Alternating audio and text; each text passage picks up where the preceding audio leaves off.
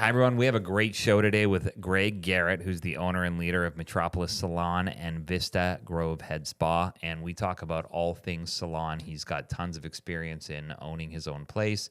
He has 29 different stylists that work for him and has a wealth of knowledge. So I hope you enjoy.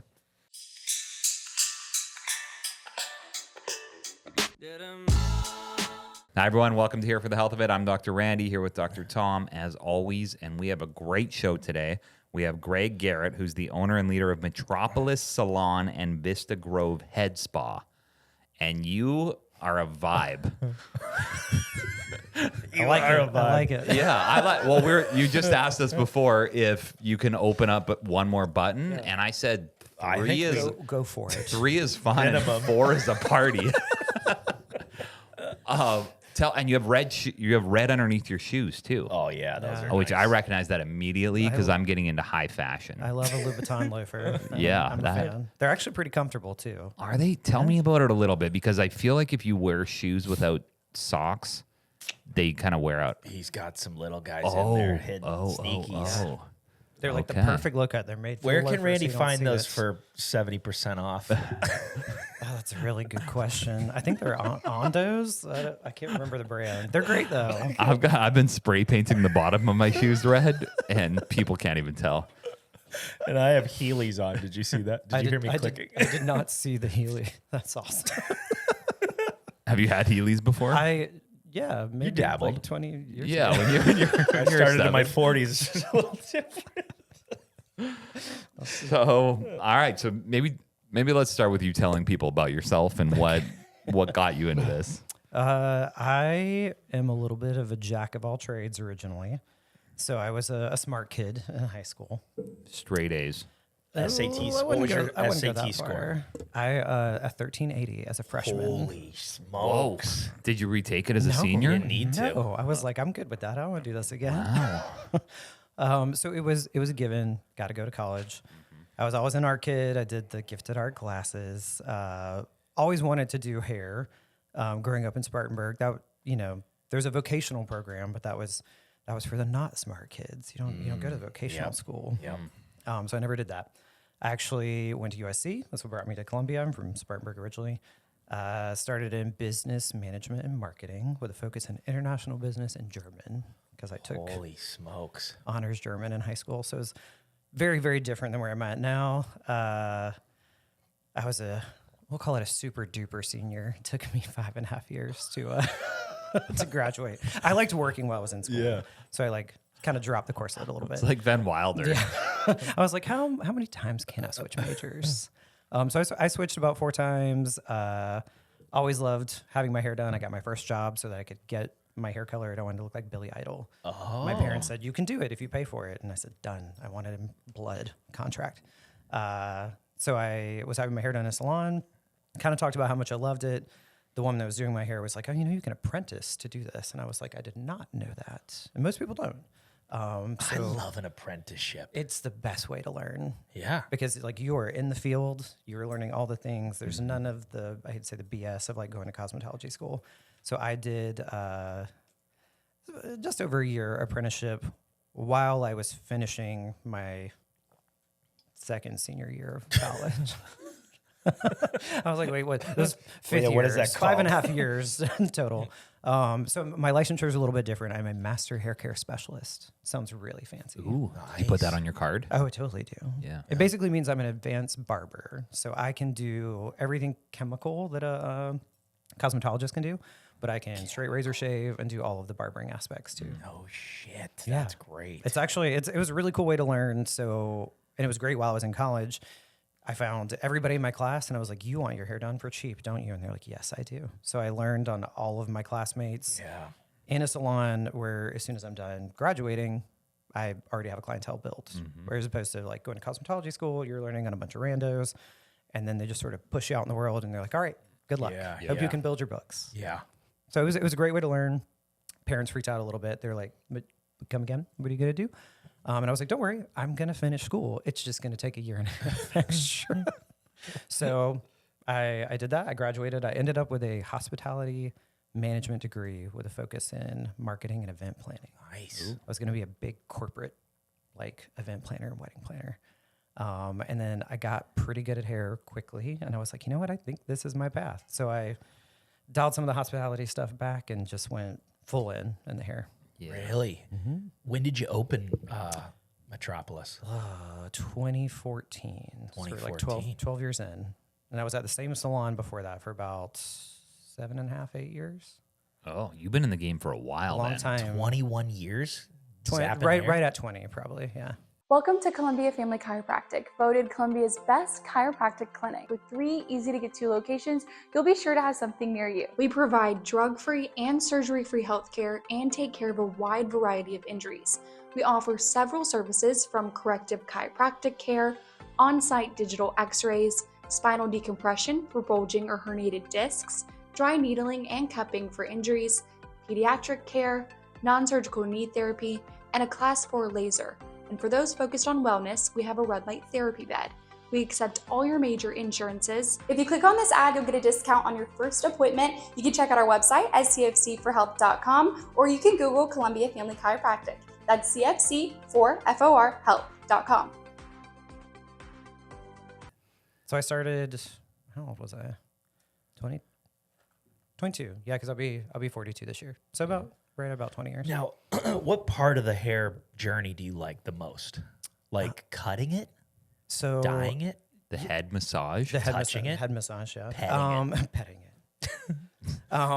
Honestly, this is like such a off the wall answer. I feel like all of my experience, like working in hospitality, working in marketing previously, I did that for a minute.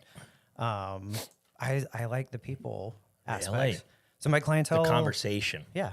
I was like, I like to get to know people. Okay. I feel like it makes you better at the creative part of it. I love coloring hair. Like that's my main vibe. But getting to know people, hearing their stories, I think it makes you better at the actual like skill set. Like Yeah. if somebody asks for something, you can be like, "Ooh, is that what we want to do? Or could I give you a better idea?" That I'd be the guy that you'd be like, that's not allowed. See, I love all my male clients though, because they're freakishly loyal. Like the guys are like ride or die. Yeah. Like as long as you don't like cut a chunk out, you're good to go. They're with you forever. Not the most open to change. They're kind of okay with what's there. I'll give like little shifts here and there just to make them a little more modern. Yeah. You know, not the same haircut from 10th grade. Well, can you give a couple examples of things that aren't allowed? Yeah. I need this. We're never going to use the term mullet for anything. Oh boy. I'm starting to, I think I'm on a journey right now. Okay. Baby. So it is, Wait, it is show not- him your mullet. Yeah, let's Let's see. Well, get a vibe. can you just, maybe give me a consult? Yeah, let's do it. Okay, see, that's Like, I don't know what I'm doing yet. that's not. I'm I on mean, a journey. barbers are gonna call that a mullet. For me, I call that like a Euro shag Okay. because like you think of Oh, you got to remember that. right. Do I ask for that? Like, that's what, sometimes I get asked my person, I'm like, No barber's what's it ever gonna called? know that. I mean, if they've gotten like really good education in like bigger places, they're gonna call it a mullet because it's like shorter on the sides, longer in the back. Yeah. But when I think of that, I think like Joe Dirt. Yeah. If you say mullet, I'm not gonna come in and like bald fade the sides of your head. Right, right. I think anytime we get into that territory, I'm like, who can I look up that plays football in Europe? Soccer. Yeah. Like I want to see a footballer's hair. They always have amazing hair. That's the inspiration for That's like, what good men's hair. I feel like I got Q-tip hair. Does, you know what I mean? Like Just goes straight out. Everything goes like Yeah. straight out and then like kind of curves. Yeah. So it works well if I keep this tight. Yes. And so we're trying this burst fade. That I know. I what- love a burst fade. Yes. Yes. They went a little high this time, I'll be honest. So then Yeah. it kind of like, and then once you're there, it's like, oh, you Kind of got to go with it. And I generally wear a hat, but you know what I want? I want like a consult. I want somebody to be like, listen, your face and neck muscles and everything Yes. would look good with this haircut. How do you, like, easy styling? Yeah. Your neck muscles. I mean, I want them to factor it in. It's part of it. I Factor guess. that in. Basically, I mean, Ears- here up, you Ears, know? all of it. Yeah. Okay. Because I don't know. So I go in and I'm like open. I'm like, Yeah, hey, like just- whatever. sometimes I'll grow it out long just to go, you do your thing. And here's You kind of what I more to think. work with at that point. Yeah. I think the hard part with a lot of barbering is, especially when I was first taught, It's there's sort of a blueprint that we follow that's kind of like, I hate to call it like the cost cutter's blueprint, but it's like this is like Right. the get her done haircut. Yes. And a lot of people are really good at changing various lengths of that, Yep.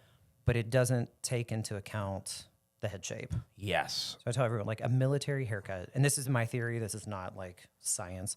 I think a military haircut looks the way it does is because it cuts your hair past all of the interesting points of your skull that make your head your head. Yeah. So that's what makes everybody look the same. Yeah. So like your parietal ridge and your occipital bone is Yeah. like what makes your skull your skull. I like that you're using those words. Right. Even. So I'm like into that. learning how to cut haircuts that actually fit that skull shape Yes. is going to like flatter the face shape. Because like if you want something to look masculine, it needs to stay square. Yeah. Nobody wants to round out on the sides. Like even having more hair Yep. like mine, it is collapsed on the sides, more voluminous on the top. It makes your face look skinnier. Yep. Everybody wants to get wider and fatter. It makes the jawline look yep, stronger. yep. Even the same with like beard contouring.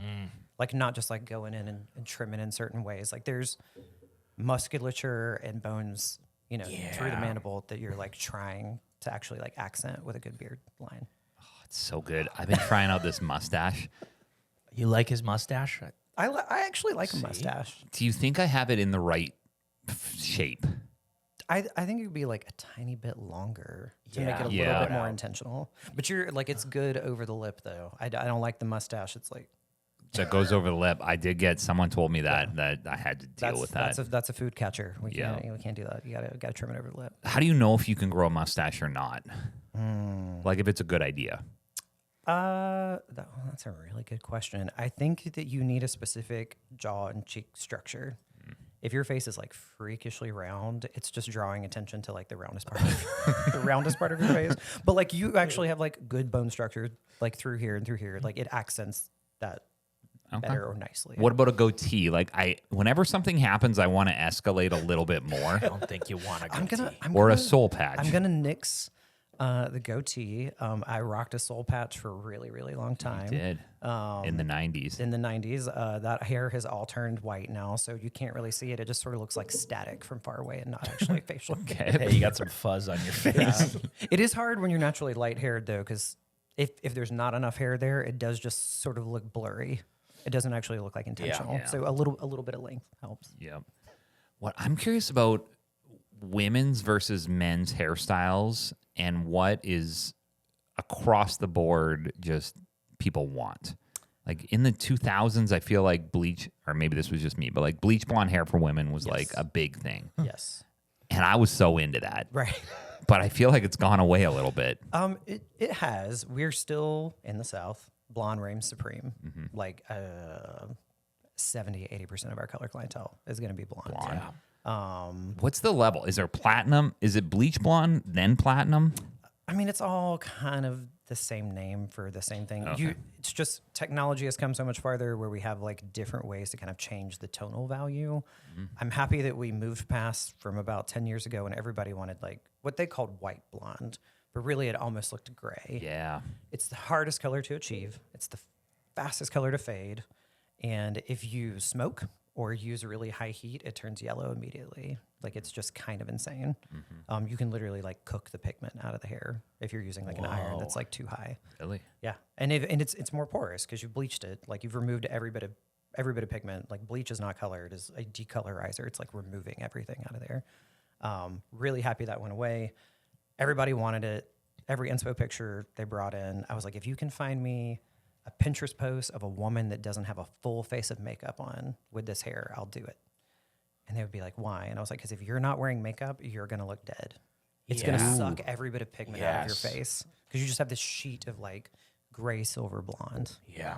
I've seen that, and it really look like a ghost. It does. It's gross. But like, you know, a little bit of good. blush I and a never little bit of thought about foundation goes a long way with it. And it does look cool when you do that. But if I want to wake up on one day and like not have to put on a full bead of makeup. I mean, I don't wear it, but I'm like, if I was doing that every day, that's not how I'd want to live my life. So. Yeah. Yeah. Anything else? Is anything else I should do with my hair before I put my hat on? I wear a hat 99% of the time. Is that just out of like convenience? I'd like to not wear a hat more, but I don't want to do work on it. Don't want to do work. And like I guess the products matter too. Like sometimes like if it's not firm enough hold, like this is just matted down hat head. It's just going to go like straight out. Yeah. Yeah. Or one piece starts to do something like that. And then you're like, Most guys, especially in the South, because like it's, we're sweaty here. It's hot. It's hot as hell here. humidity. And if you work out, you're going to get sweatier. Most guys overly wash their hair. Yeah. Like once, maybe twice a day. And I'm not saying like don't be gross, don't be stinky. Like if you reek, like please wash your hair. There are ways around it that just feels very strange to us because we're kind of taught to be, I'll say, overly clean. Sometimes just getting in the shower and scrubbing the crap out of your scalp with just water beating down on it is enough to get oil and sebum and everything out of the way. You have really dense straight hair. The more it's cleansed, the more natural conditioner is stripped out, and it's just going to go bigger and poofier. And mine's the same, but on the completely opposite side of the spectrum, having curly hair, it craves moisture. If I don't, it's just going to get like frizzier and kind of more afro-y as the day goes on. So like I don't wash my hair with shampoo every day, but I do scrub everything out. Get in there with and fingernails? I condition it every day. Yeah, more like the pads, like Patties. Yeah. Yeah. All right, good. So are you booked out? Like what if I need a consult? So I'm at a point in my career. You're not taking I'm not anybody. taking any new clients. Would you consult? Would Yeah. you? Oh, I totally would. This is like my favorite part. See, if you got a person where you just come over and you say, "Hey, this is just what tell it me the things. and then they zap. I'm good with that. I'm A-okay with that. I really focus on being a leader now. So my team is big. I have 29 employees. Holy smokes! So like we're not small. I like mentoring. I like the business aspect of it, and I have my like ride or die clients that I've kept a bunch of them for 20 years. Like as they trickle off, either like moving, various things, I don't really replace them at this point. But I do really like teaching stylists how to do. How to do the people part more than anything, but like teaching them specifically some of the barbering aspects, because all of my staff are cosmetologists, with the exception of 2 young ladies who I'm actually apprenticing the way that I learned. Sweet. I have like my instructor's license now. The cosmetology education now is just very different, and all of them have barber schools in their cosmetology schools. So like most people have never even touched a guy's hair after 12 months of cosmetology school. And if you go to a salon and not a barber shop, they're terrified. They're like, I don't know what to do. Yes. Because they just never learned. Yeah. Like they give a couple little hours of theory, and then you don't lay hands on anyone, so you don't really know what to do. Right. Okay, so you got people that do guys. Yeah. Okay. Would you tell your people like, hey, that was a shitty cut? Like, have you ever had to do that? Yeah. How do you do that? And do you what does the client do? If it is somebody that I'm mentoring, we try to avoid getting to the shitty cut part. They tend to be in the station beside me so that I can actually like keep a little bit of an eye on them. Before I release them on the world, I'm going to try and spend some one-on-one time, try to source some of my people, maybe my friends that aren't even my clients, that I know will be polite, but will give feedback, and I can kind of walk them through it before a mistake is made. Nice. It's still going to happen. Everybody has a learning curve. We all have to start somewhere. Usually, if they're coming to a newer stylist, we let them know this is going to take a little bit longer than normal. This is not going to be your 20-minute like in and out barbershop. Give us 45 minutes. Things might need to be refined at the end, and your final result might be a little shorter than anticipated. Yeah. And again, most dudes are good with that. You know, like they're not like super high maintenance. If I see something insane happening, I will totally just stop what I'm doing and be like, pause. Let's dial that back a notch. I'm like, don't make that incision.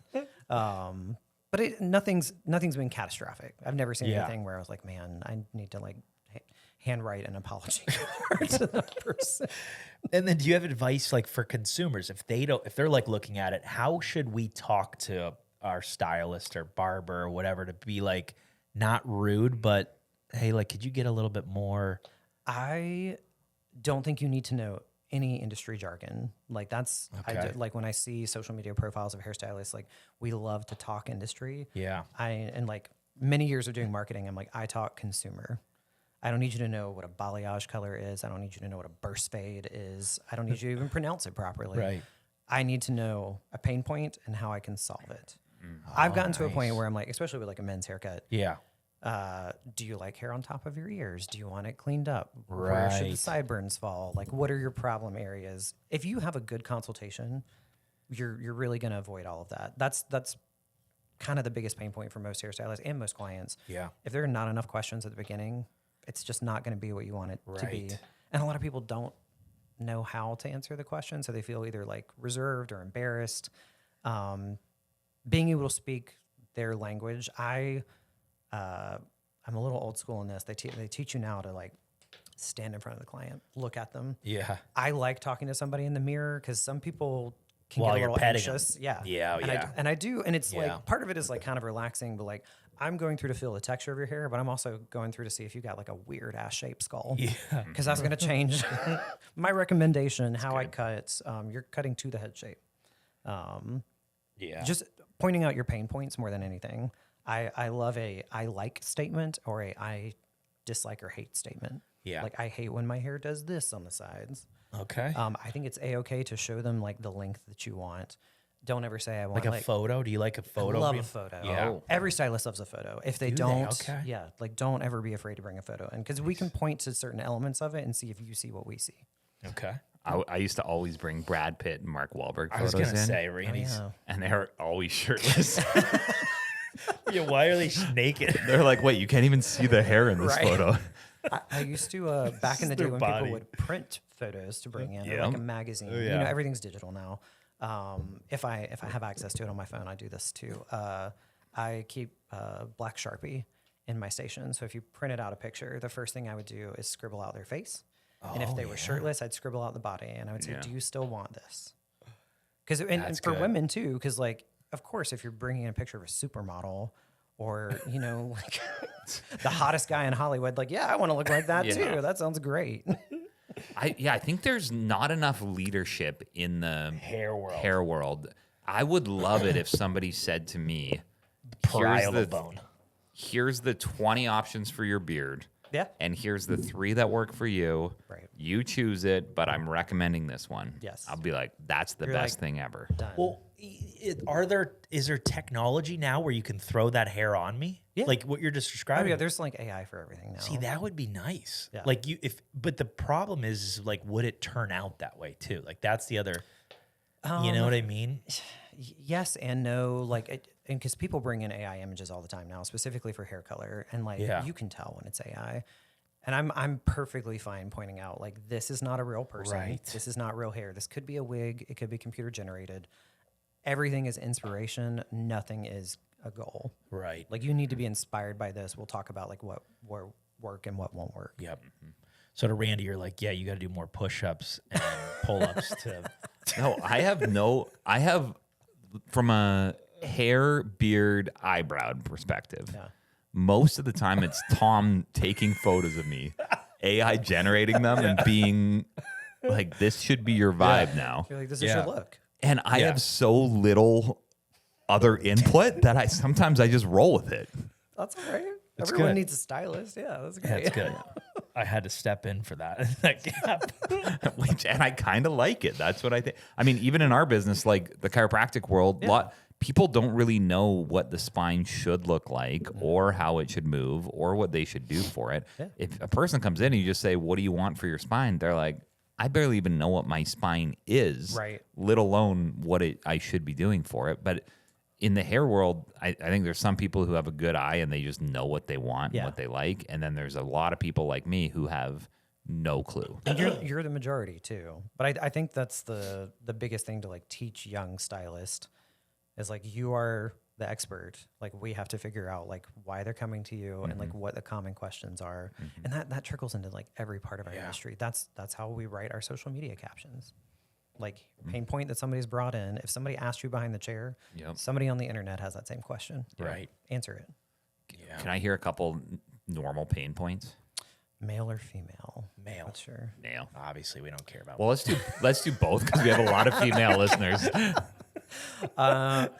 Male pain points are always going to be hairline recession. That's like the number one. Yeah. And it's something that we're hesitant to talk about. You know, there's a sense of like embarrassment around it.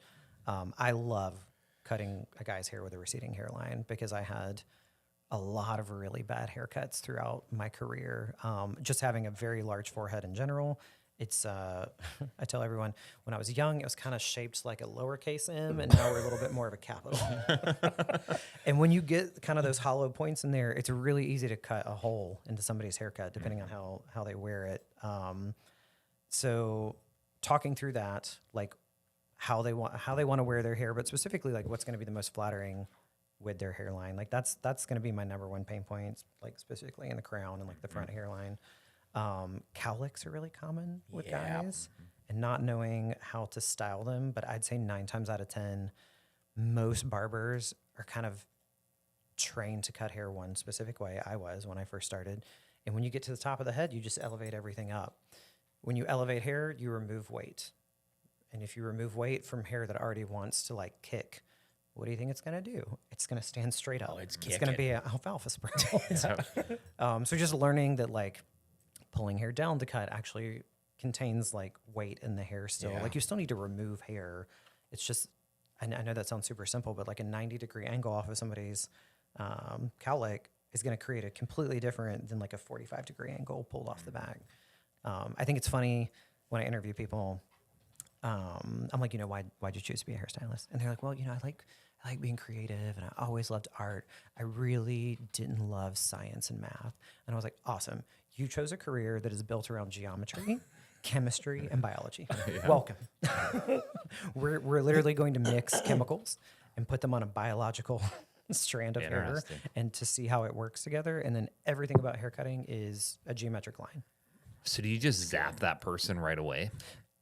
No, I think sometimes you can see if there's a willingness to learn. And like, I don't need them to be like a geometry savant by any means, but I do need them to understand kind of the lines and everything that come with it. And I love nerding out on science. I was great at science in school. So I'm like, I can totally go through that. And I did do gifted art too. So like color theory is in my background. I feel like that's why I've been a really successful colorist. Getting people to absorb that information is a little bit more difficult. I also have to dally back because I get really excited, and I just, by the end of it, I'm like, I melted their brains. Like they didn't retain any of that. It's fine. And some of them are just like, hey, I thought this would be fun. Yeah. And you're like, hey, let's pull out the geometry. Put your Yeah, let's pull calculator out out. the geometry. And I there are plenty of hairstylists that are not super excellent at any of that, but they still do good hair. They might not understand exactly how it works. That is still possible. When I interview people, I can tell if somebody wants to do hair or if they want to play hair. And I'm like, that's, you want to do this because you think it's fun. Your job should be fun, but there's more to it than that. Because if you're just focused on the hair aspect and the pretty, you forget that it's attached to a living, breathing, thinking creature that is not a stretched canvas that you're throwing oil paint on. Like they have opinions, they have a lifestyle, there's environmental effects. Like you have to really get into all of that. Yeah. Yeah. Would you hire somebody that has a droid? Like if you found out they had an Android phone? I love that question. I would say almost all of my staff is exclusively iPhone. Yeah. And the ones that aren't? See, but if I did that, I'd have to get a divorce. My husband is the same. No. Yeah. Has an Android? Yeah. So you're getting green text back and forth all day. Back and forth. Yeah. That's insane. Strong Did you marriage know right that there. before you married him? I did. He has been. He was open about it. Anti Apple his entire. Really? So That's he's a not even tough willing. one. You've No. said like, hey, everything would be a lot easier if you just did this. We do have a oh my God, why am I forgetting the thing for Apple TV? He did Okay. it. He did at least do that for me, so Okay. I have that at home. All right, that's nice. So you can't even like barely be on group text together. Yeah. Oh my Wow. God. It is really glitchy, and it's gotten more glitchy over time. Yeah. Like I'll get a duplicate group text. Yes. All the And I time. hate that. And sometimes it'll say that I renamed the yes. Chat. the Or chat. that you added somebody or removed somebody, and I'm like, I haven't touched this. Yeah. Wow.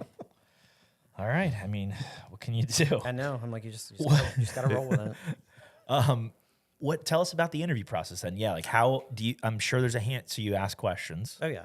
Then there's a hands-on piece. Yes. So how would that, what's that look like? And what kind of questions? I want to know like the weirdest questions. I don't know. Like if we any of them ask are about how many push-ups somebody can do. Maybe their mile time. I like to see how people spend their free time. Okay. I've changed my business dramatically in 12 years. So when I first started we had the reputation of being like the best first place to work. I have a Best business, first place. Yeah. Oh. I have a really good business coach and mentor that I've been with forever and ever. I worked for her doing mentorship and business coaching for other hairstylists and salon owners. One of the big events I went to, they just made a really impactful statement for me. And I was like, man, this is how I'm shifting my business. I was the best first place to work. I'm at a point in my life where I cannot train newbies day in and day out, have a good couple years with them, and then go off and do their own thing. And not because, like, I'm fine with people flying the nest. I handle that very differently than a lot of salon owners. That's usually very dramatic. It happens in the middle of the night. Everyone's bad-mouthing each other. I'd say 90% of the people that have ever left working with me leave on great terms. They work at 2 weeks' notice. I print their client list. I print their schedule. I'm not big on this, we own the clients or they own the clients. Oh, they can leave with them. They can leave with them. Oh, wow, nice. And I think because of that, everyone has a better time, specifically the client. I'm very customer service focused just with all of my background. I don't want a client to ever feel bad about a decision, whether they choose to stay with us or choose to go with somebody else. So I've completely shifted. I now want to be the best last place to work. And it is just life-changing for me in the business. I have employees that have been with me 7 years, 8 years. The average hairstylist stays at the salon maybe a year before they move on. So I've changed my interview process. I call it a courtship now. I mean, that's not what I tell dating them, I did, but I'm dating them. Oh, yeah. I'm like, we go I on tell my 3 team dates before I'm willing to pop the question. I'm like, because that's a big deal. Because it's my reputation. We're a big team-based salon. They're not independent contractors. Like they're all employees. And if something bad happens, it affects everyone. You know, that Google review doesn't just affect the stylist it was written about. It affects everybody. So I literally treat it like a date. We coffee and breakfast. And then we breakfast. And then we lunch. What do you what? Wait, what? I know, I didn't see that. You start early then. I start early. What time? Usually not too crazy, like 8 o'clock, 9 o'clock. What do you wear to that? I dress super casual. I tell them, I was like, this is exploratory. If you want to ask questions, we're feeling about, like, each other Yeah, out. I was like, I just want to see if you like talking to me and I like talking to you. Yeah. 'Cause that's a big thing. Like, are you going to be a culture fit? Yeah. I love putting people in social settings where they have to interact with other human beings too. Yeah. I want to see how you treat a server. I want to see how you order food when you know that I'm paying for it. And I'm never going to judge somebody for it, but like, Take one of everything. yeah, Yeah. exactly. I'm like, do you get a venti or do you get a grande? Like, and that's not like a make or break or anything. Yeah. But I like it because it's not in the space. You're Right. a little less nervous. It keeps it casual, so I feel like I can get to know them a little bit better. Right. Then we move on to our lunch dates. I do start at the salon for that one. Give them a quick tour of the salon, kind of talk about what we have to offer. Nice. Let's go grab lunch and you can toss any questions my way. Yeah. After that, they come in and do a shadow day for 90 minutes. A model, like specific, we're color and extension focused at our salon, so I want them to come in with hair color, a good haircut, and a blow dry finish. I want to see how you blow out hair. And if I choose to hire them, then 9 times out of 10 we'll go grab dinner, and then I pop the question. Wow, that's great. So it's a full like meal setting. I love the breakfast dynamic because I need to know way more about it. So like for me, right now I'm kind of finally at the point in my life where I just order what I want no matter what. Yeah. But I know that there was times when the price mattered a lot. Yes. And for a long time. Yes. And I think you can be on either side of the road where you're just ordering a ton because someone else is paying for it, or you're so uncomfortable with someone paying for it that you're like ordering nothing or the thing that you don't even want. Yeah. Have you seen that both ways? And then what does that mean to you? I have. I try to set them up for success, like, because it isn't really a test. I let them know, like, this is on me. I don't tell them that in advance. I tell them afterwards. I tell them like as we're checking out. I have like my spot now. We go to Small Sugar beside City Grit because it's about a block and a half away from the salon. Okay. So if they're excited, like we can walk down to the salon really quickly afterwards. Oh, the date continues. Maybe a little overnight. Yes. And you get a really good mix of people in there too. So I just like to see how they look at them, how they interact with it. It's not very rarely is it like a big breakfast. You know, we're gonna get a coffee. They have great pastries, kind of little breakfast bowls in the morning. I'm like, please get whatever you want. They have permission as soon as we get up to line, but I don't tell them in advance that I'm covering it. I like to see how they say thank you. Or if they're like, no, I insist. And I'm like, that's not a make or break or anything. Those are like personality cues for me. Do you like it if they insist on buying you something? Not if they insist on buying me something, but if they insist on paying for their own. Oh, I see. Has anyone bought it for you? No, I would never let that happen. Do they try? They try. I've had some people try, which is very That's kind. the right move, I Right. think. And I told them, I'm like, like you applied, but I initiated this. Like, this is my treat. This is my date. This is my date. Like, I want to treat you. That's good. You're good. You're good at that. So, and it goes over well. How soon would you just crumble to be like, all right, yeah, go ahead and take it? I don't know. I love that you don't tell them in advance and then make it a little bit uncomfortable for them. Mysterious. Because if it's in the moment, like I want to see how your face reacts when somebody says they're buying your breakfast. Yeah. So you don't have to do that. I agree. Like when Tom was saying, we asked him about push-ups and that stuff.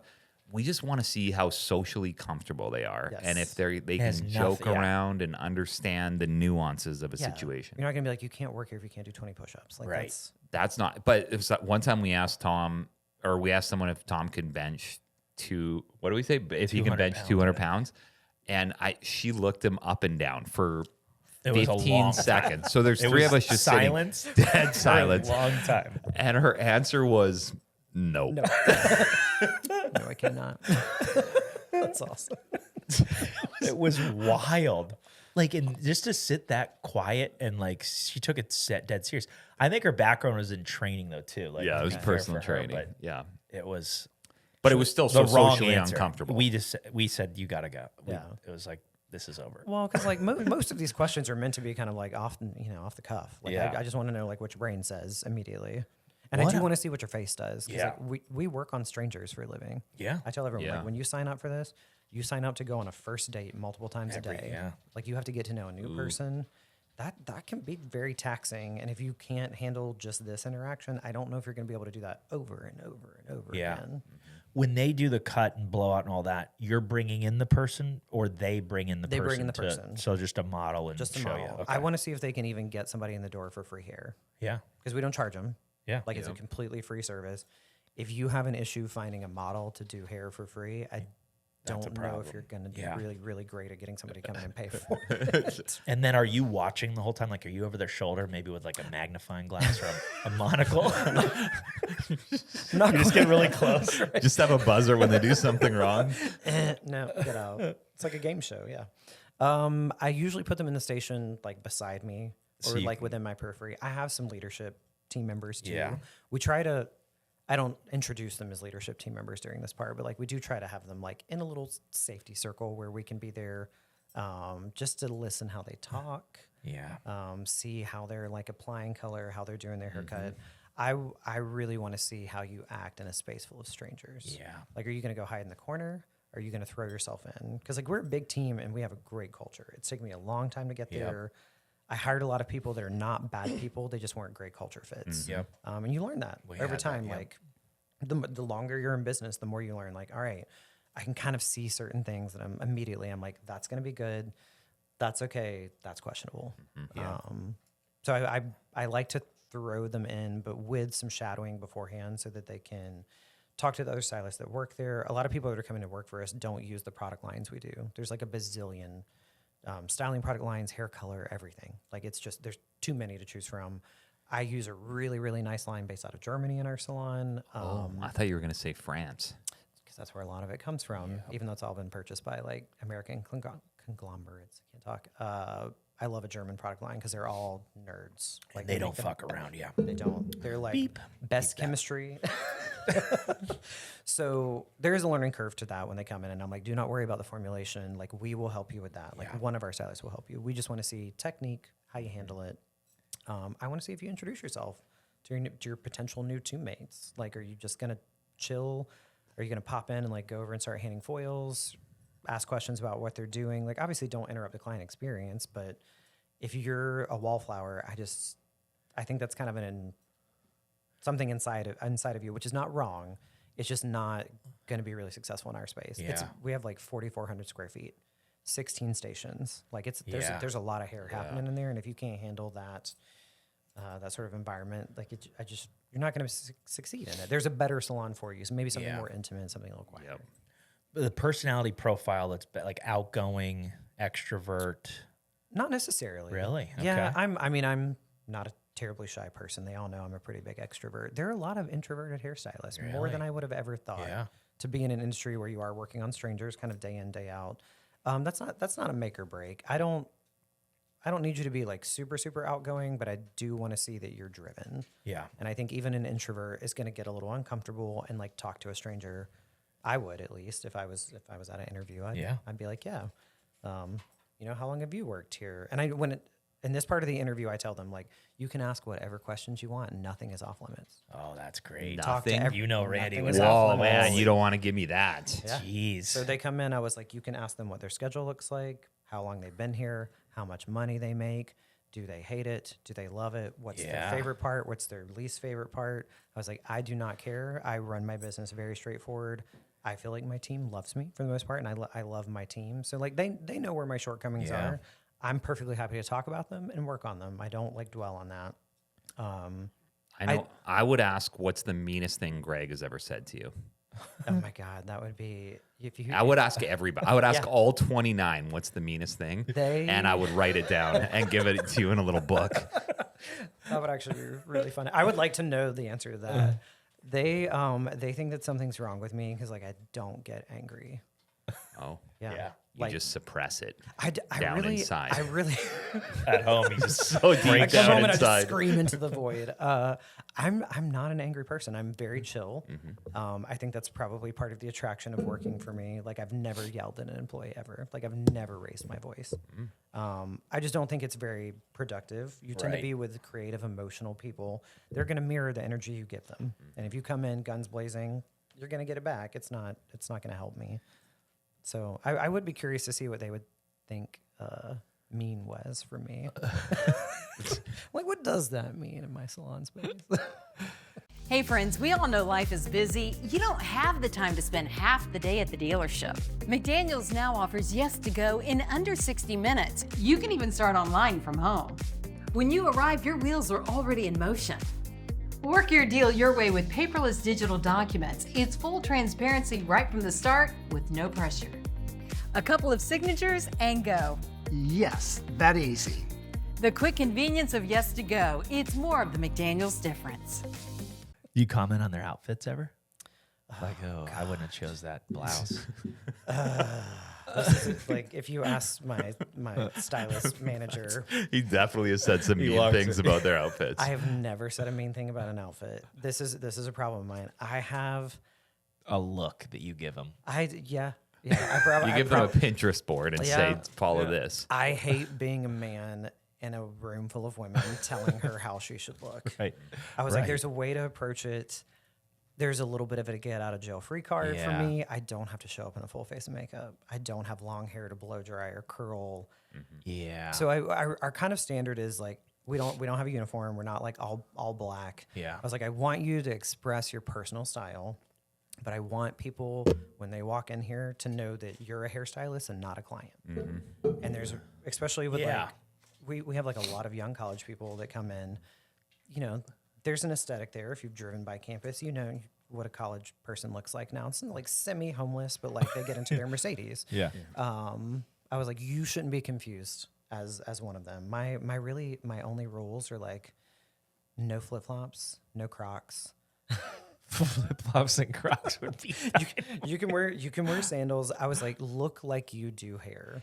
That's come up recently. Yeah. Like guys that wear flip-flops, a person I know is just, it's like vomit to them. I'm really anti flip-flop on a guy. Really? Does your husband, do you have any like that go in the, what are they called, thongs, I think? Yeah. The toe ones? You have any of those? I have them about to your wear to husband? the pool or at the Okay. beach. That's the only acceptable place for me. Yeah. He does not. He doesn't wear like any open-toed. No, he's closed-toed. Low toes. Wow, what's his style like? Does he wear water shoes then?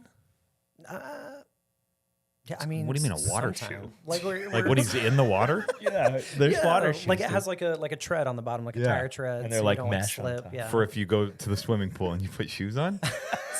How do you not know those?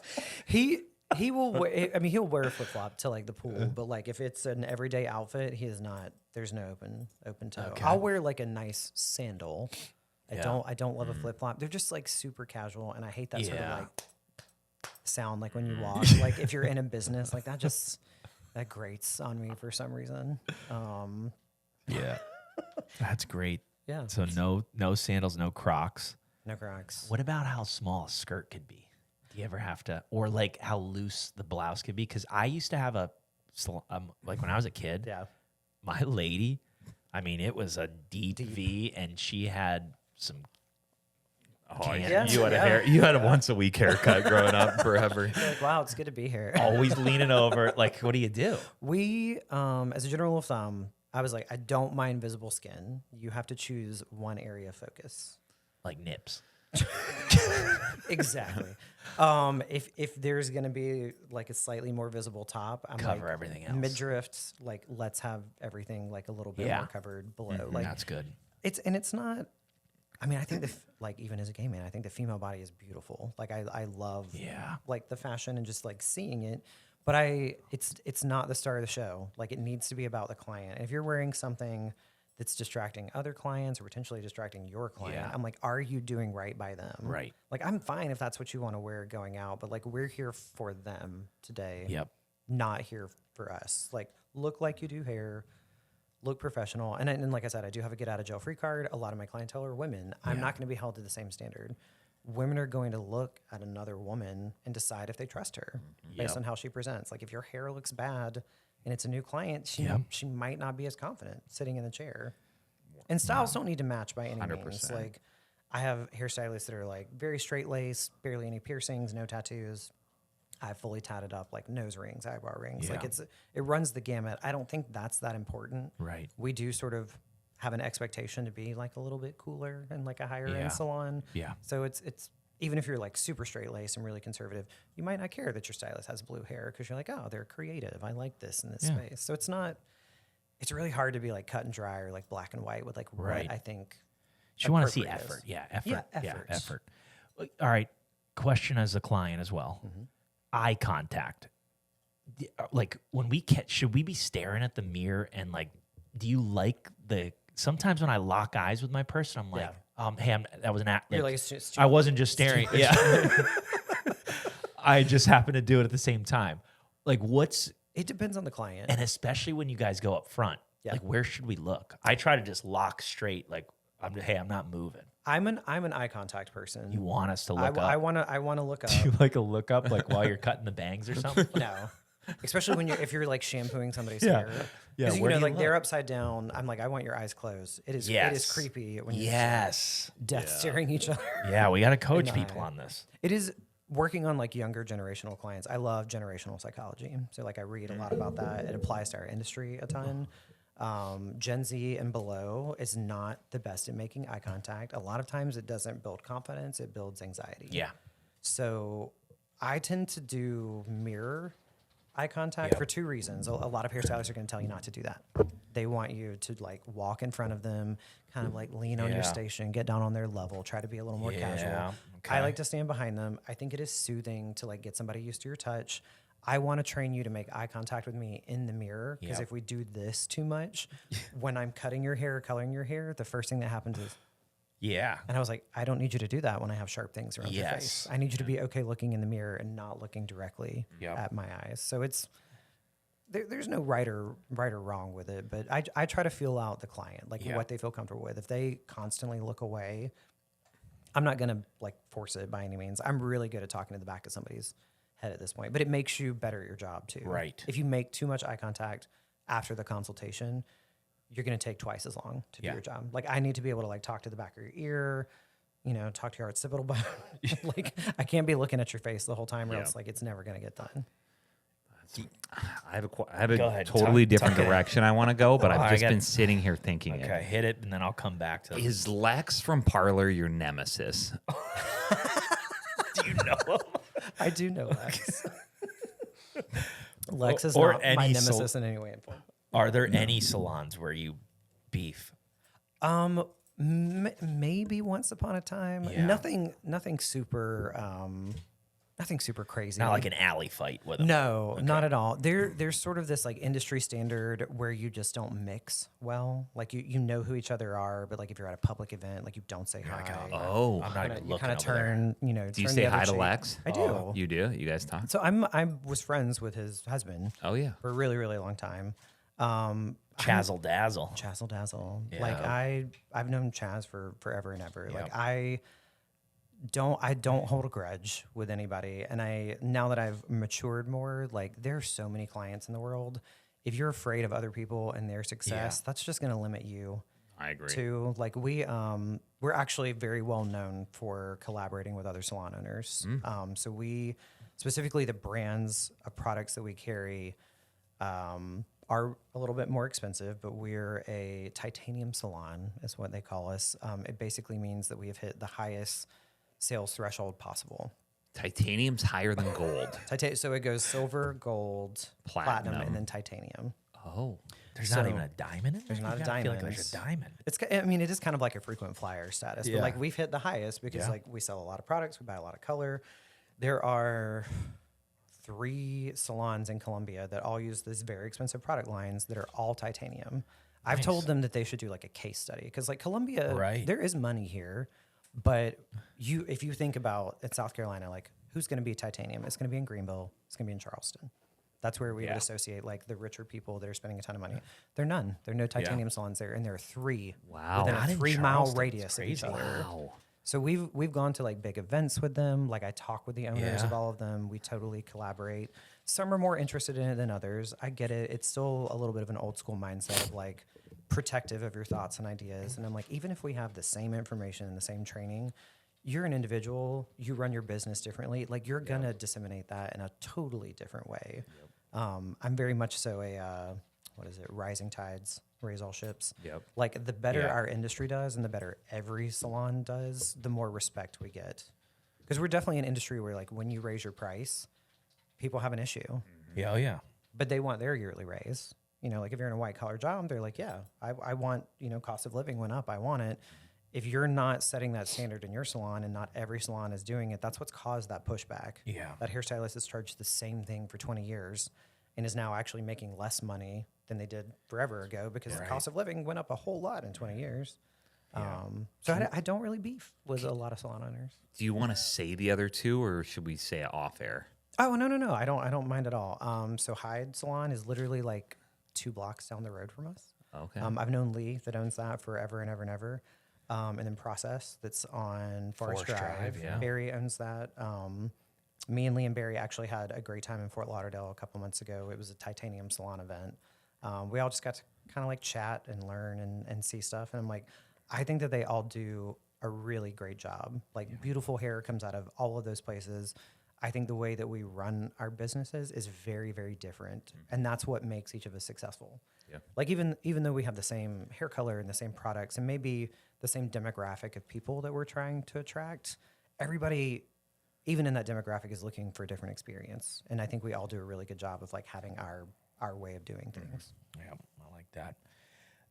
Tell me about the balance of talking during a haircut and not talking. Because there's times where I'm like, I kind of like that, like I'm just sitting here silent. And then there's times where I'm like, You want to chat? hey, I'm here. What's going on? I'm an empath through and through. I immediately pick up on the energy. And if they're silent, you just whatever kinda, you're putting down, I'm going to go with it. We'll talk at the beginning. I want to make sure that nothing's wrong with anything that's happening, or if we need to like tweak something with the haircut or the color. But if I can tell that you want to zone out, if it's like on a lunch break and you're like, man, that meeting that I just had sucked. Because if people don't pick up on that and they're telling me stories and I gotta laugh a little bit and I'm like, just get the hair done. What are we doing? Well, see, it's kind of a thing in our industry. Hairstylists tend to be very verbose people. As part of my training, and it's successful sometimes and not the others. I think that a successful conversation is 70% client and 30% stylist. If you're the one doing the most talking, you are going to walk away feeling the best about it. If the stylist is, I mean, some people might like that, but frequently it can become a little bit of like a trauma dump. Like drama at home that they're sharing with. And if you're doing it to commiserate with somebody, that might be different. But I'm like, I don't want to talk about my personal stuff when you're paying for my time. This is your time. Yes. Yeah. We actually give the option. We do a lot of online booking, and even when you call in, we can put a tag on your appointment for the stylist to Says, see, and "Don't it's talk quiet to me." appointment requested. Really? That's kind of cool. And That's awesome. people Uber use does that it. too now. Yeah. And what percentage of people are doing quiet appointment requested? I mean, the world's kind of a crazy place right now. I'd probably say like 25% of them. Wow. Yeah. That's great. And we It's nice that it's an encourage option. it. It's Yeah. so. How much do they talk if they have a quiet? Like you walk up and you're like, They go, you ask questions like, You walk up, we you say get like the hello. red apron. Nobody's allowed to talk to him. We give you like your latte or your cappuccino or your glass of wine, sit you there, and then you're going to talk about what you want, and then that's it. the only thing else we're going to talk about is like, all right, it's time to go wash, or we're going to blow dry. Do you have any questions about like we let them lead it. Like we will not talk during that one. Yeah. All right. I'm curious about who cut your hair and who cut your husband's hair. I cut my husband's hair. Okay. I'm actually cutting it later today. Nice. I will use him as a model very frequently when I have new people. If we need to like go over barber training. Oh yeah. Because he's like he doesn't talk at all. He's a complete introvert. Like I'm the exact opposite. Really? Yeah. He's a quiet appointment guy. He's a very quiet appointment guy. He just kind of like stands there. He's got major RBF. I tell him it's ABF because it's active. I was like, it's never not there. It's not resting. Yeah, you're not resting like you were actively. So just stare straight at the mirror. So he's actually great to teach people on because he doesn't interject or ask questions. Like he just lets me like talk through the haircut. So I cut his hair. My stylist in the salon cut mine. Usually my friend and manager Houston. She does mine. I color my hair. It You doesn't do your look own? like it. I don't. I make somebody else do it because I think it's relaxing to have it done. It literally is just to like blend in the gray the tiniest little bit. You can still see it. Okay. It's like actually made. Now everybody knows you color your hair. No, right? I'm like, I own it. It's fine. Honestly, I just like it because I just enjoy being able to sit for like 30 minutes and have somebody like work on me. Yeah. Because when you're running a salon, like you don't have a ton of free time to get like super luxurious services done. Usually, if it's a haircut, we're like somebody canceled, we got 20 minutes, let's get this shit done. Yeah. Like, right now. Yep. Tell us about hair person options. I was kind of into that, where you said there's like barbers and chemical people, and Yes. like I wouldn't even know that. So there's a couple different licensures. It changes from state to state. In South Carolina, you can have a barber, which is somebody that is just licensed to do hair cutting And that just straight means razor like shaving. they're doing this. Like clippers. Clippers. Yeah, That's okay. They're supposed to have shear work, like actually cutting with scissors. yeah. That is a huge shift I've seen in the industry recently. A lot of people are moving past like really tight fades. Like men are growing their hair out. Yeah. Mine was like a bald fade like 2 years ago. Okay. I've kind of grown it out, just changing with the trends. There's a lot of barber education now on like how to do shear work on the head. Yep. You have Master Hair Care, which is what I am. I am a barber that can do chemical services. Say that again. Messer. Master Hair Care. Oh, Master. Sorry, Master Hair Care. Master Hair Care. So I can straight razor shave a face. You have to be a barber to like put a blade to the skin. Yeah. I can do color. I can do perms. I can do relaxer. Anything a cosmetologist. There isn't a hair that or a head that would walk in and you're like, that's not me. Yeah. You're I can good pretty at much all. do all Okay. of it. All right, so Cosmetology master. is the weird one because everyone thinks that it's a hair license. It's very all encompassing. It is hair, skin, and nails. So you can do manicures and pedicures without a Dremel. Like only a nail tech can actually do like the file, but a cosmetologist can do nails. They can do full body waxing, just like an esthetician would. They can do facials. Master Hair Care can do facials too. It was actually like really common way back in the day. Like if you saw your barber, you'd get a haircut, you'd get a shave. They would actually do like extractions on your face and like do your skincare. If you ever fall down like a TikTok rabbit hole of like Middle Eastern barbers, they still do it. It's like the most fascinating thing to watch ever. Really? They do like facial massage and neck massage and astringents and all this stuff on the face. It's kind of cool. I mean, I've never been down that rabbit hole, but I'm sure. You will now I'm that we've sure spent my 30 minutes algorithm. together. yeah, my phone just heard that. It's great. All right. Do you rank your stylists? Do you go like Define rank. like this is my number one, my number two, or just secretly in your head? Maybe secretly in my head. There's like so many different criteria to that though. Like I can easily rank like production. Oh yeah. Like, I can pull a Objective. report Yeah. and be objective and be like, this is my number one producer, my number two producer. That isn't really that important important to me. If somebody's super underperforming, like that's not good, but not everybody's motivated by the same stuff. Right. One of the reasons I get the employees that I get is because I run a very flexible business that is a different model than most other salons. Most places that you're going to work every Saturday. You're going to work at least 5 days a week. All of my employees are contracted to only work 3 days a week. So it's super flexible. Every other Saturday, you can pick up additional shifts, but you have autonomy in choosing those days. Sure. Usually when you're an employee, somebody says, this is when you're here. And I do 3 days a week. Yeah. That kind of attracts a different type of person just looking for a slightly slower pace. So I wouldn't rank a 3-day-week employee lower than somebody else because that's great for their work-life balance. Like we have like a mission statement, vision statement, core values. One of them is what I call true wealth, which is like an abundance of health, abundance of time, abundance of love, and abundance of money. And people rank their true wealth differently. Some people want more time. And if you're cool working 3 days a week and you're making enough to do what you want to do, I love that. Go, girl. Right? That's great. Well, so are they hourly then, or is there a salaried component? How does that work in the whole industry? Like it depends on place to place. There's a lot of illegal compensation in our industry. Ooh, I like that. And the IRS has figured that out, and we are the most watched industry Really? Because of cash? in the country because of it very cash heavy. Yeah. And a lot of oh my gosh, what's the word? Like Independent contractors. independent contractors with like misclassification of that. So like people love to hire an independent contractor and then compensate them as an employee. So instead of like, because if you're 1099, like really in our world, you're a renter. Yeah. I'm your landlord. I have no control over your business. I can't tell you how much to charge, how quick you have to do it. Right. I can have stipulations of when you can be in my building, anything like that. Mine are all W-4 employees. I like the control. I like the setup. It's not for everybody, but for the people that are there, it's super successful for them. Yeah. But it's because that's what they prioritize. They don't have to do any of the business. Yep.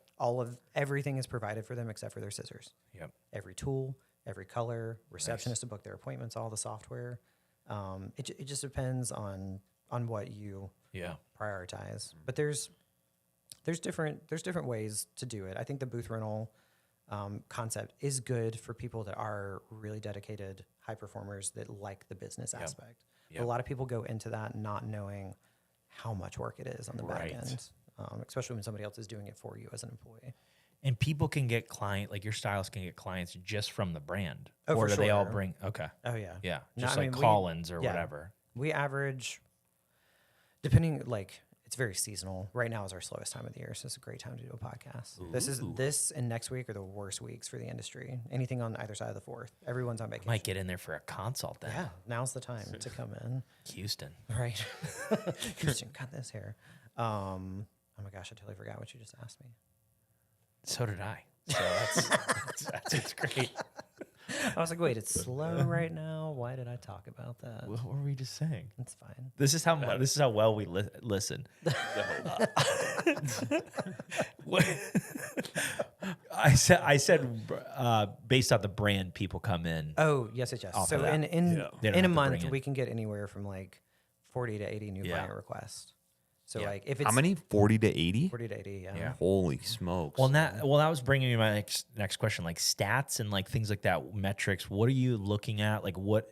So like that's something. I imagine like cuts per week, or how do you break it down for even people that are listening that are in the hair world? What would be numbers that they should aim for? Or Retention is the number one thing that I track. Okay. Like, can you keep that butt in your chair? how many times or Yes, something? we can get them in. We have a great reputation. Like, I can get all of those people in. Once they've sat in your chair, it's your job to get them back. So Yeah. like we track new client retention. We track existing client retention and frequency of visit. That's my biggest thing. Okay, nice. It's harder because you asked earlier, like what the trends are. People are still very blonde, but we've moved into this like lived in low maintenance color. There's various ways to phrase it where they want this look and they want it to grow out really seamlessly, where they only have to come in maybe 3 times a year, sometimes only twice. It's really hard to develop a relationship with a person that you're seeing every 6 months.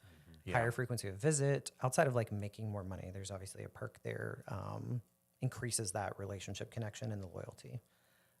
So I want to see that they're maintaining their existing clients.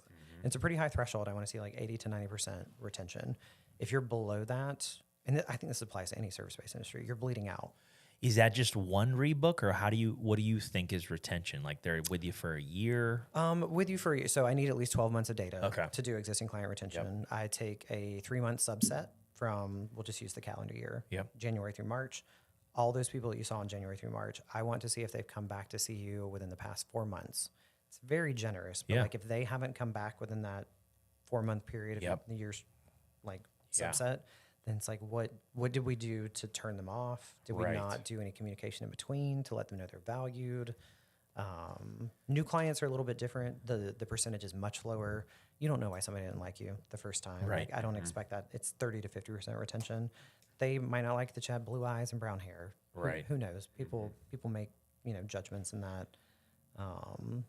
They're getting to like kind of learn you, but we track all kinds of stuff like the average ticket. Right. Obviously, the more somebody spends, the more money that you make. It is a very delicate balance of like making sure you're giving somebody what they need. Yeah. It's very common in a lot of corporate salons to like upsell. Right. Yes, that is going to make you more money, but if somebody constantly feels like they're being asked to spend more money and they don't know why, Right. that doesn't increase loyalty. It doesn't increase retention. My coaching in that is like everyone's going to sit down in your chair and present you a problem. It is your job to solve it. Yeah. They can choose to accept the solution. That could be a retail product to take home. It could be a different type of treatment on their hair. Right. I don't want anyone to feel like they're like forcing something on someone, but they're asking you because you're the professional, present the solution. If they take it, great. Yeah. If not, it's fine. Maybe they need to like figure out that nothing is getting better, and then you can revisit that solution in the future, and it increases sales and increases loyalty. Got a couple more. Okay. Then we'll do Oh the yeah, we gala. gotta hit that too. You know what I kind of like when you just mention it? I'd love a like. Do you guys tell them process wise, hey, we're gonna cut you today. In 4 weeks, I need you back. Yes. Or okay, good, because like I don't get that. Like I'm the one basing like, oh, and I was on every 2 week. So Right. for a while I was like, nope, I'm just booking, and it was simple. Yeah, you're just like set up. But to, I'd love keep coming back. I'd love a process where like I come in, maybe get a photo of me, maybe dabble with a couple little AI. Right. Here's a couple hair things. Then you go, this is your plan. I'm gonna see you for this first cut. We're gonna see you back in, 3 weeks. Right. We're gonna see how your hair's growing, how it looks, how you styled it. Maybe send me a couple text photos of you shirtless Yeah, right. with your hair. We try to be more direct with it. That'd be great. Like I think that'd be nice. I'd stay on if it was like, oh, this is your plan for the year. Right. You know what I mean? That is our goal, and I think probably 80% of the time my team is doing that. The very first visit that you have with us, we always book it for longer. Like I want at least 15 minutes of consultation. Like ask questions. Yes. Tell me more about that. What does that mean to Yes. you? That does help you kind of set up a year's worth of success. We might not book you for the whole year. We do Right. want a little bit of a work-life balance. Some of us would like to take a vacation and plan it more than 12 months. Or But less you're than 12 months in rebooking advance. the next spot. The next one. Right there. Okay, Yes. nice. That is nice. But giving them kind of like a set time frame. If it's a haircut, like if it's somebody like you, Yeah. I would say like, hey, if you want to come back in 2 weeks, we can like tighten up the burst on the side. You might not need everything done. Right. So we'll do what I would call like a neck cleanup. 15-minute appointment. Come in So and fade excited. the They're edges. moving. Right. And then 2 weeks after that, we can do a full haircut. Yeah. And we can stretch it out for whatever works. It might be a 3-week, 6-week rotation or a 2-week, 4-week. Yeah. Kind of whatever works. The same with color. Okay. We offer a couple different options just to like respect their time budget and their investment budget, Yeah. like the amount of money. Giving them options that are a little less intense to maintain in between. If it is Right. that girl that only wants to come once a year, we're like, we know you're going to have a special event at some point. You can come in for a mini service. Yeah. We can totally just do like around the face, what the eye can see, what anybody else can Right. see. You're going to look great in pictures. It's really quick. It's not terribly expensive. It'll like get her done until you need the full thing again. I like that. Percentage of your place that's men versus women as far as clients. I'd say 80% female, 20% male. okay. Yeah. Most of the guys that are coming in are probably the husbands Of them, existing yeah. clients. Yeah. Yep. Kids? So we do not age or gender discriminate at our salon in any way, shape, or form. So we don't have like men's haircuts. We have a dry Just a haircut. fade. If usually a masculine person doesn't actually care about the frills, they have the option of booking a 30-minute dry haircut, which is scissor Whack and work, stack, clipper yep. work. You can book a shampoo haircut, which is 45 minutes. So if you want the wash and the massage afterwards, Yeah. we can do that for you. You can book an hour-long shampoo haircut, blow dry, which would be like a stereotypical like feminine haircut because you're Yeah. going to get like a blowout afterwards. Yeah. That is all we offer. We don't offer anything based on the age of the person. Oh, okay. So if you're You want bringing a kid, you're kid getting in, full. Yeah. and everyone doesn't want to pay a lot of money to have their kids' Yeah. hair done, which I get. They Oh, are yeah. a child, but 9 times out of 10, it takes just as long, if not longer. It requires a lot more Yeah. concentration and effort. If it was up to me, I'd be like, well, there's actually like a surcharge for that, not a discount. Right. Because it can be. Yeah. But we don't really market to it. We have loyal clients that want to bring their kids in. Like, I will always do my client's first kid's haircut, Yeah. even if they're screaming bloody murder. Right. Like, I'm happy to like be part of that milestone. Sure. We just don't really have the facilities. Yeah, they're a pain. I mean, because like I mean, it you just need is. booster seats. There's so many places that like that is their niche. Like Yep. the snippets and places like that. Like they have iPads. Yeah. The chairs look like airplanes and fire trucks. Like You get I mean, I want toys, to go yeah. there to get my haircut. Yeah, Like that sounds fun. There's entertainment. There's peanut butter and jelly sandwiches. Like it's made to make that experience the best thing possible for a small child. Yep. Coolest person you've done, you're like, or maybe famous or.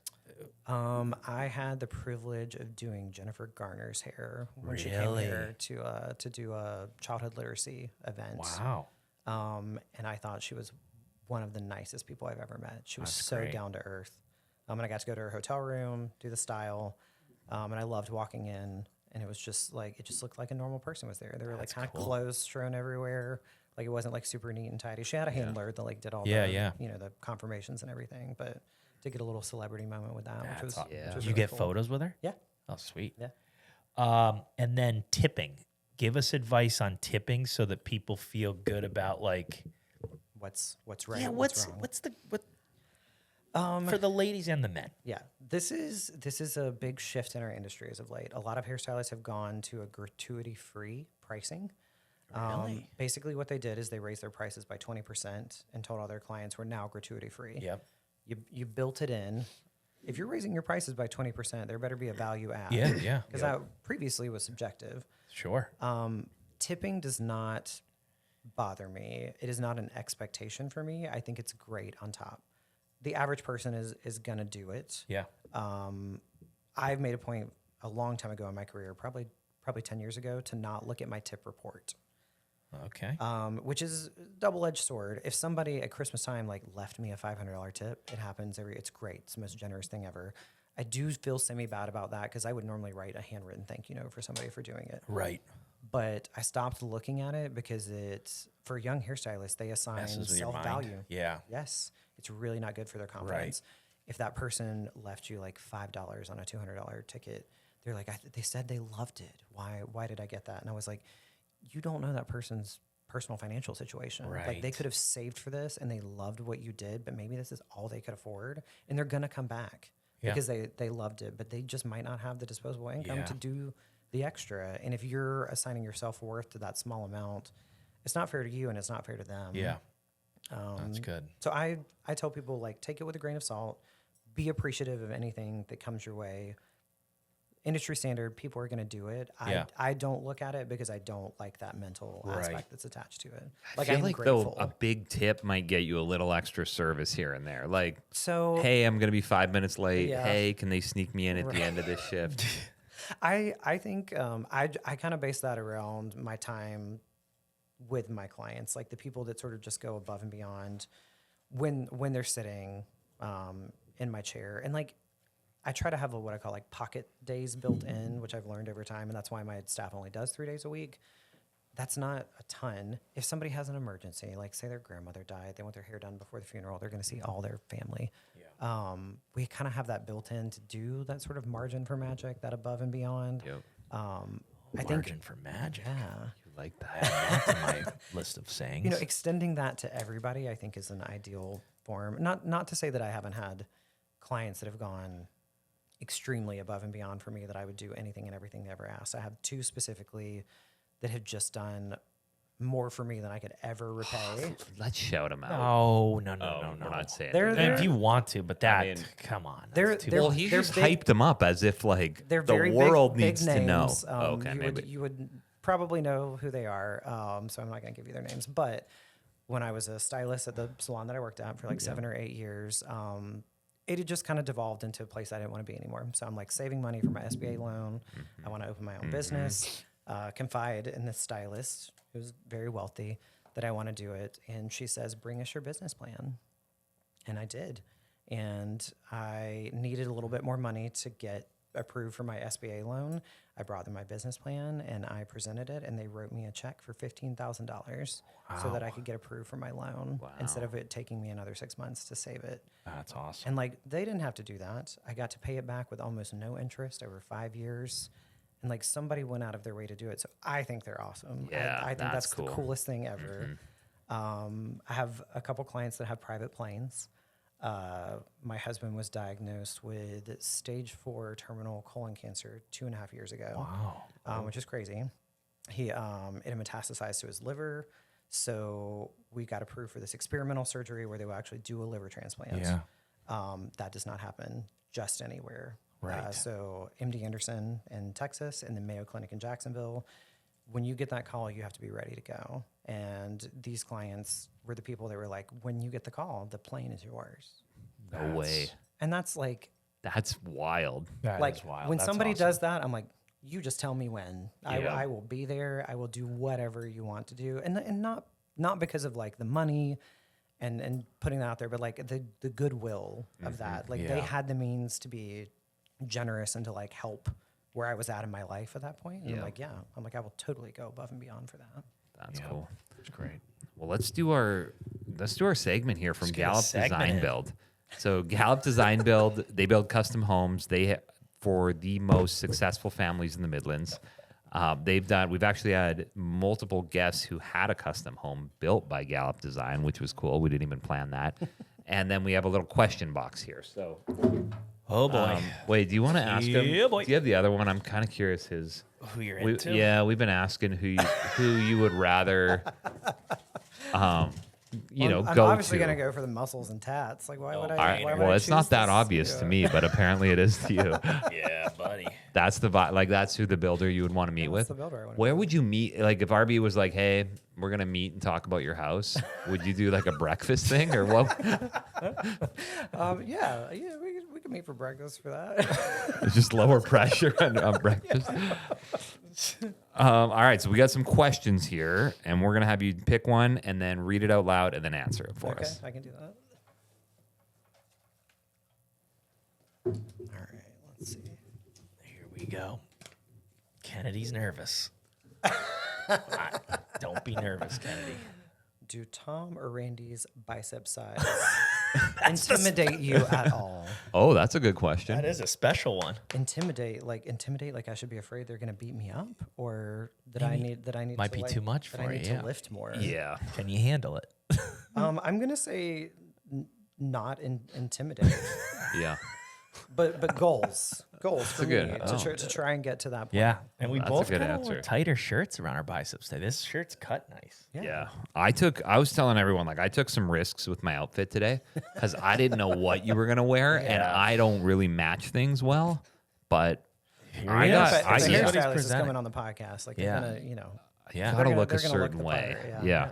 All right. Maybe we should do one more because that, Yeah, that was a special That one didn't I don't seem know like how that a- got in there. Who, Yeah. Kennedy, did you write that? That's a really good one. God, what if he gets another? There's a couple special ones. oh, yeah. Okay. When you move into your new Gallup Design Build house, Ooh, nice. would you rather a quiet neighbor that spies on you or a loud neighbor that has great parties? Ooh, quiet neighbor. Oh, do That's you just like being creeping on you? spied on? I don't like being spied on. You don't mind it, though. I don't mind it. Loud neighbor, good parties. I mean, it kind of depends on what kind of parties they're throwing. I feel like I might choose the quiet neighbor. Just with Spying on binoculars you? on you. Yeah, because I mean, I feel like You're if not they're shy. if they're spying, they get to see what they get to see, and Yep, I you might get what just you make it get. exciting for them. And then we'll see if they continue to spy. Yep. Spoken like a true extrovert. Just let anybody in. Yeah, I mean the back of my house is like all glass doors, so I'm like, They're if you're looking, then Here you that's go. that's on you. Is it so you like ultra modern looks? Oh, yeah. Yeah, I think I'm really into that too. What are some of the things that you like put in? Glass everywhere, I love sharp glass. angles. Yes. So we did kind of a gut renovation on the back. I'll say like third of our house. It is a 1950s mid-century ranch. And so I'm kind of weird, even though I love contemporary design. I still like rooms, which is sort of weird. I feel like everybody's very open concept now. But in a ranch, there's always the formal living room and the informal living room. I don't need two spaces. We don't have kids, so I don't need a playroom. Right. We did like knock down the wall in between the kitchen and that, made a beautiful, entertaining kitchen, and then just blasted out the outside wall to do glass. Because we have a really pretty backyard. Yeah. My husband has planted God knows how many tens of thousands of dollars worth of plants. There will eventually be a pool in that yard too. And it's just, I like the view outside. Even though we live downtown, we have a really cool like corner lot. Yeah. The trees we planted, like the privacy trees. So like it's pretty private back there. Sweet. But Are you guys Speedo guys? I'm not. What about your husband? No. I'm like a Brazilian trunk guy. Short. I like What does that? What does that mean? Was that like 2 inch, 3 no, inch? it's like a square cut. Yeah. Okay. Like I think I just the like riding up on the hip, I just think is It's too much hip. it's just kind of, it sits weird on the male frame, I think. Yeah. Like it doesn't gross me out. I mean, like Yeah. obviously if you've got the body for it, go for it. But like Yeah. I think the strong square linear lines are like more flattering on a male frame. Yeah, that's good. It's good advice. I kind of like that too. Actually, I just can't bring myself to wear like too short of shorts for some reason. Oh no, I like. Do you wear whitey love a short tighties? short. Like no. what kind of undies? You go boxer? I boxer wear trunk briefs? undies too. Yeah. So Husband? like because a boxer brief goes like down to here. Like, Yeah. I we like have just friends the that wear square. whitey tighties still, and it's like, how do you? I'll wear a brief, but not a whitey tighty. But most of mine are trunks. Yeah. Husbands like trunks or boxer briefs normally. What's the difference between a brief and a whitey tight? Just the color? Yeah, The in the way cut, way there's that the cuts. Yeah. Like I spent a lot of money on my underwear. Yeah, I've got like really nice. Do you have any Attractive brand? underwear. What kind of brands? do you recommend? Oh my gosh, Garcon Model. What? It's a It's a French obviously brand? a European. You're brand. not finding that at Walmart, right? No, you're. I don't even know what to look for. I like specifically what it's made out of. I like a modal fabric. It's like good sweat wicking. Okay. And it doesn't like ride up or chafe weird. Like I like there to be a blend of like an organic fabric and something stretchy that isn't like gonna just like rub you weird. How do you know though? Do you just try out different ones until you Yeah, oh found my the God. one that If you liked? If you saw my underwear drawer, you'd be like, wow, that's 100. He's experimented. 60 pairs. Yeah. 160 pairs. That is. I'm always like, I need at least 7 so that if my wife washes clothes only once a week, I'm like, I'm like good. It is a running just joke bought- in my house that if I've run out of things to wear, I just like, and it hasn't been washed, I just buy more. And it's relatively accurate. Yeah. So I'm okay with that. I love that. How did you meet your husband?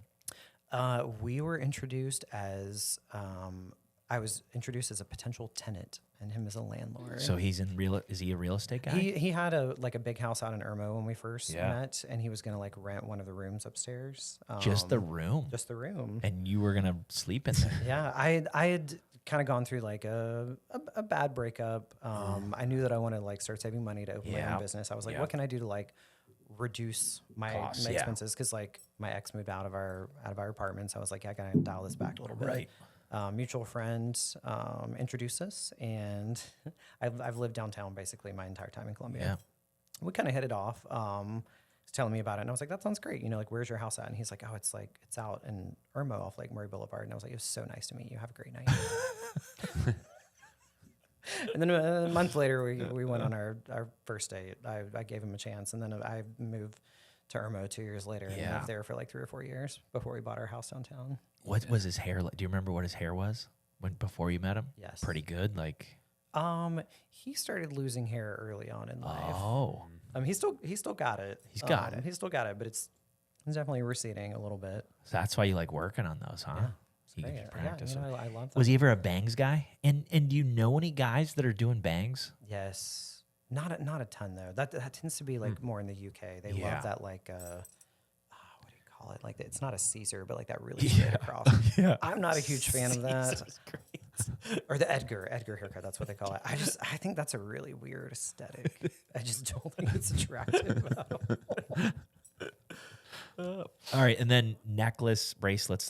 We got to talk about those. I think. Yeah. So I I do love jewelry. Yeah. But I am a really big proponent of only buying what I would consider overpriced designer jewelry to mark a milestone. Oh, okay. So like everything that I've purchased is, I call it a totem. It means something. It means Yeah. something. So Okay. like whether that's an anniversary, a birthday, like on my necklace, the key Yeah. I bought in New York City on my very first trip there from the Tiffany's on Fifth Avenue after I chose to be a hairstylist instead of like Nice. continuing the college route. That was my reminder that I chose to do the right thing. Yeah. After I opened my own business, I bought the North Star on there because that was like my guiding point. Yeah. And then my lovely team members, because they're the sweetest ever, bought me this for my 10-year anniversary of What's owning that the little guy? business. Train It's track? an Egyptian inglot.